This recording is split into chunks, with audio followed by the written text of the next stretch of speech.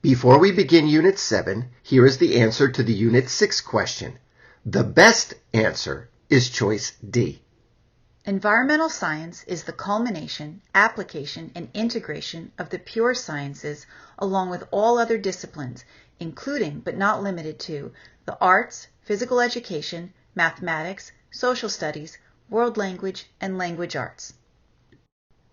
Unit 7, Bigfoot.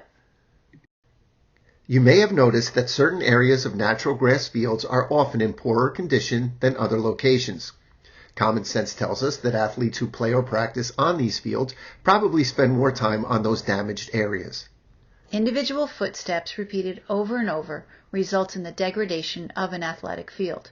If people do not alter the manner in which they use a field, this type of degradation is almost guaranteed. Like the athletes damaging their playing field, the human race is degrading the earth. We are depleting our planet's resources and selfishly destroying its natural capital, reducing the ability of ecosystems to adapt to changing environmental conditions. Sustainability can be defined as the indefinite ability to survive and adapt to changing conditions. Since we are not maintaining the condition of the earth and the survival of our species depends on a healthy planet, we are obviously not living in a sustainable manner. Education for Sustainability, or EFS, is training people, organizations, and companies how to continue to achieve their goals and purposes in a manner that will enable them to do so in perpetuity. It's not difficult to understand the concept. If you want to maintain a healthy athletic field, people need to make adjustments in how they use their resource. However, if this is such a simple thing to do, why aren't all athletic fields in perfect condition? You already know the answer. Educating everyone about the issue, establishing adequate field use policies, and ensuring that all users adhere to those policies is easier said than done. Although the concept is similar to the degraded athletic field, the reasons for why the human species is destroying its planet are a bit more complicated.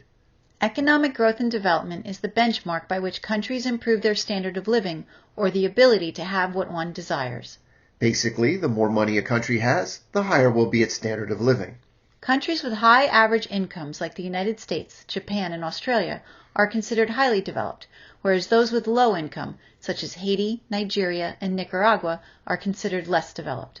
Upon initial consideration, you might assume that the more developed a country is, the greater will be the impact or footprint it will have on the earth. But it's not quite that simple.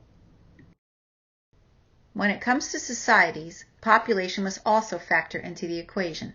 In the 1970s, Paul Ehrlich and John Holdren introduced the IPAT Model.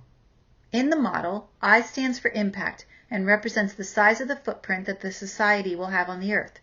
P stands for population, A stands for affluence or wealth, and T stands for technology. Mathematically, impact equals population times affluence times technology. The IPAT model basically maintains that an increase in a society's population, affluence, or technology will increase the footprint. For example, although India's affluence and technology does not match that of the United States, because of India's larger population, both are considered to have a significant impact or footprint. Keep in mind that humans are the only species capable of controlling the amount of its own impact. A tree only takes what it needs from the earth. So does a wolf, a bird, or a whale. What is the real difference between humans and other species when it comes to impact? Greed. When was the last time anyone saw an elephant collecting items because they increased his economic status among the herd? We humans instinctively want to acquire more stuff. The more stuff we have, the better we feel. In fact, humans consider themselves the most important species on the planet and have invented a concept referred to as ownership. Most of our laws allow us to own land, livestock, and in some instances, air and water. However, as far as nature is concerned, we own nothing. We are trying to turn nature into a commodity that we can possess, sell, and even destroy if we so choose. And that's the problem. What's next? The moon? We must recognize that we do not own the earth or anything contained within it.